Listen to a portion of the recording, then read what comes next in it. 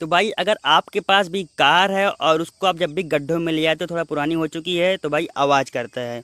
तो भाई सलूशन मैं आपको वही बताने वाला हूँ कि आपको करना क्या है। आप पहले अपना गेट और भाई जो अपनी डिग्गी है उसको ओपन कर लेना। देन यहाँ पर आपको ये रबड़ देखने को मिल रही होगी ऐसी कुछ। तो आपको अपनी इस रबड़ को चेक करना कि भाई कटी तो नहीं है कहीं पर। देखोगे यहाँ पर मेरी रबड़ ये कटी हुई है, ठीक है। तो भाई मेरे साथ ऐसा हुआ है, मेरे इस पीछे वाले गेट से अभी आवाज़ आया करती है और ये मुझे बात खुद मैकेनिक ने बताया है।